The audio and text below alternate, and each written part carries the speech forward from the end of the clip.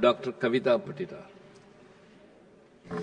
धन्यवाद माननीय उपसभापति महोदय, आपने मुझे इस बिल पर बोलने का अवसर प्रदान किया। कहते हैं सर्वप्रथम निरोगी काया। मैं इस बिल के लिए माननीय प्रधानमंत्री जी और माननीय वित्त मंत्री जी को बहुत बहुत धन्यवाद प्रेषित करती हूं और इस बिल के समर्थन के साथ उस दृष्टिकोण का भी समर्थन करती हूं जिसका उद्देश्य राष्ट्रीय सुरक्षा क्षमताओं और सार्वजनिक स्वास्थ्य तैयारियों के लिए एक स्थायी तंत्र का स्थापना करना है। शुरुआत में मैंने इस सदन में बहुत लोगों के मुंह से सुना कि इसमें उपकर लगाने की, इस बिल को लाने की आवश्यकता नहीं है, अगर करना था तो ये सदन क्यों बनाया, हमारे माननीय प्रधानमंत्री जी का नया ऑफिस क्यों बनाया।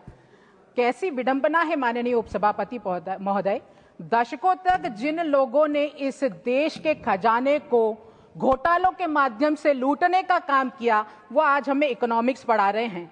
जिन्होंने इस देश को पॉलिसी पैरालिसिस दिया वो आज हमें राजकोष का ज्ञान देने का काम कर रहे हैं। इनका कार्यकाल अगर हम देखें तो मुझे एक ही शेर याद आता है कि एक ही उल्लू काफी है बर्बादी गुलिस्ता करने को, यहाँ तो हर शाख पे उल्लू बैठा है तो अंजाम गुलिस्ता क्या होगा। इन्होंने अर्थव्यवस्था की हर शाखा को तोड़ने का काम किया है और उसके दूसरी तरफ माननीय प्रधानमंत्री जी के नेतृत्व में आज हमारे देश की अर्थव्यवस्था दुनिया के चौथे नंबर पर स्थापित हुई है। मैं धन्यवाद देती हूँ माननीय प्रधानमंत्री जी को। माननीय उपसभापति महोदय, ये जो बिल है वो हमारी नैतिकता को भी प्रदर्शित करता है। अगर हम आंकड़ों की बात करें, पान मसाला, सिगरेट, तंबाकू की बात करें तो आंकड़े चौंकाने वाले हैं। हमारे देश में लगभग प्रति वर्ष 13.5 लाख लोग तंबाकू और कैंसर से मरते हैं और वो व्यक्ति नहीं मरते, उनका परिवार मरता है। उसका खर्चे का जो बोझ है उसके परिवार पर पड़ता है और न सिर्फ परिवार पर पड़ता है बल्कि सरकार पर भी 1.77 लाख करोड़ रुपए का आर्थिक बोझ बढ़ता है। और ये लोग बोलते हैं कि इस उपकर को लाने की आवश्यकता नहीं थी। मुझे पूर्ण विश्वास है माननीय उपसभापति महोदय कि इस बिल के माध्यम से जो तंबाकू के सेवन है उसमें भारी कमी आएगी और लोग इस सेवन से दूर हटेंगे, उससे दूर जाएंगे, क्योंकि इस उपकर के माध्यम से जो कोष आएगा वो हेल्थ केयर के ऊपर खर्च किया जाएगा और हमारे लिए हेल्थ केयर और सुरक्षा बहुत इंपॉर्टेंट है। माननीय सभापति महोदय, स्वास्थ्य के क्षेत्र में माननीय प्रधानमंत्री जी को और माननीय स्वास्थ्य मंत्री आदरणीय जगत प्रकाश नड्डा जी को मैं बहुत धन्यवाद देती हूं, जिनके नेतृत्व में हेल्थ केयर सिस्टम का डीएनए ही बदल कर रख दिया है। आज जो नए आयाम स्थापित स्वास्थ्य के क्षेत्र में किए जा रहे हैं, नई 50,000 MBBS की सीटों का मामला हो या फिर प्रत्येक जिले में मेडिकल कॉलेज की स्थापना करने की बात हो या आयुष्मान जैसी बहुत ही अनूठी योजना के माध्यम से प्रत्येक भारतीयों को हम सुरक्षा का, स्वास्थ्य का जो सुरक्षा कवच दे रहे हैं उसकी बात हो, स्वास्थ्य के क्षेत्र में नए आयाम स्थापित करने का काम हमारी सरकार ने किया है। और कहा भी गया है, मुझे ये जो स्वास्थ्य के ऊपर जो काम हुआ है उसमें संवेदना तो देखिए कि एक तरफ हम तंबाकू पर टैक्स लगाने का काम कर रहे हैं, वहीं दूसरी तरफ हेल्थ इंश्योरेंस की जो प्रीमियम है उस पे से जीएसटी को हटाने का काम किया है। मैं वित्त मंत्री माननीय निर्मला सीतारमण जी को बहुत बहुत धन्यवाद प्रेषित करती हूँ।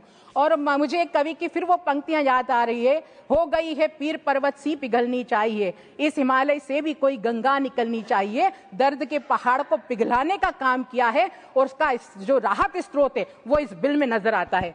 माननीय उपसभापति महोदय, ये सिर्फ स्वास्थ्य के बारे में नहीं, ये अस्पतालों तक बिल सीमित नहीं है, ये हमारी राष्ट्रीय सुरक्षा को भी रेखांकित करता है।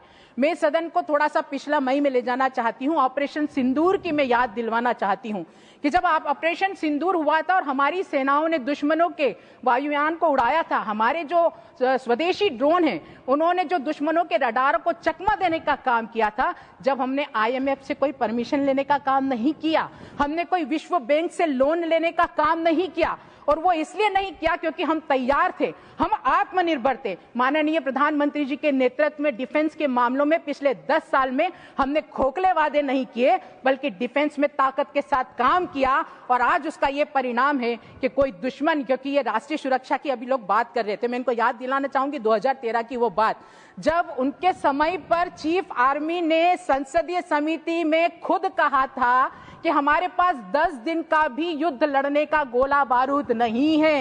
ये शर्म का विषय है। और आज माननीय प्रधानमंत्री जी के नेतृत्व में हमारी सरकार जो काम कर रही है, अगर दुश्मन हमारी तरफ बुरी नजर से देखता है तो उनके घर में घुसकर जवाब देने की ताकत आज भारत के पास है, क्योंकि हमने डिफेंस में इतने काम किए।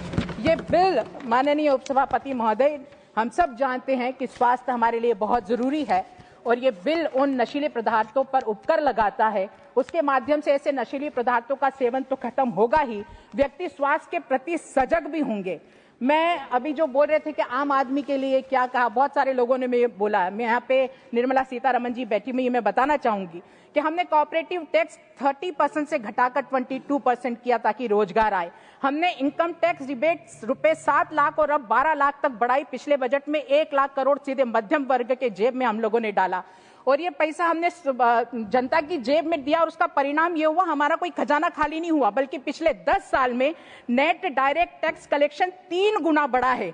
और हमने ईमानदार टैक्स जो पेयर है उनको बचाने का काम किया है और जो टैक्स चोरी करने वाले हैं उनकी नकेल खींचने का काम किया है, क्योंकि ये तो नेक्स्ट जनरेशन जीएसटी का जमाना है। यह बिल पान मसाला मशीनों पर कैपेसिटी जो बेस्ड है वो ये उपकर लगाने का काम करता है। अब टैक्स इंस्पेक्टर की मर्जी से नहीं बल्कि मशीन की स्पीड से तय होगा और ये आज के इस जमाने में युवा पीढ़ी को इस नशे से दूर करने के लिए बहुत आवश्यक है, क्योंकि आज की युवा पीढ़ी ही हमारे कल का देश का भविष्य है और उनके स्वास्थ्य की रक्षा करना इस देश की सुरक्षा करने जैसा महान कार्य है।